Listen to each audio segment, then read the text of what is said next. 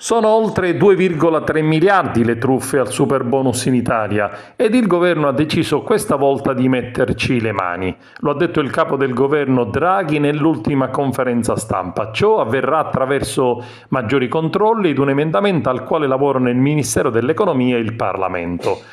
Si può fare tutto, ma resta fondamentale evitare ulteriori truffe che sono tra le più grandi che questa Repubblica abbia visto, ha detto il Ministro dell'Economia durante la conferenza stampa. Il 46% delle frodi registrate sulle cessioni dei bonus fiscali riguarda il bonus facciate, il 34% l'ecobonus, il 9% il bonus locazioni botteghe, l'8% il sisma bonus e il 3% il super bonus. Questi sono i dati ufficiali trasmessi e citati dal direttore dell'Agenzia delle Entrate.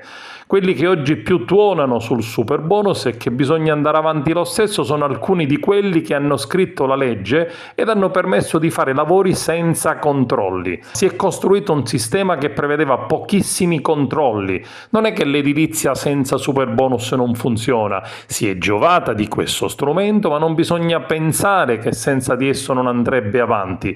Dire che i problemi dipendano dai controlli e dunque dalla magistratura non è corretto. Molte procure sono intervenute per ipotesi di reato, sequestrando oltre 2 miliardi di crediti. L'importante, dichiara Franco, ministro dell'Economia, è che si riprenda l'attività e che il mercato riparta in modo più sicuro di prima, magari attraverso un controllo ex ante dell'Agenzia delle Entrate, limitare il numero di cessioni dei crediti al fine di assicurare certezza agli operatori. Di avviso diverso sono i 5 Stelle, autori del provvedimento, che scrivono: Draghi sbaglia 2 volte quando parla di truffa in edilizia. La prima perché fa di tutto un'erba un fascio confondendo il super bonus con gli altri bonus. La seconda perché riconduce tutte le truffe al solo super bonus, al 110%.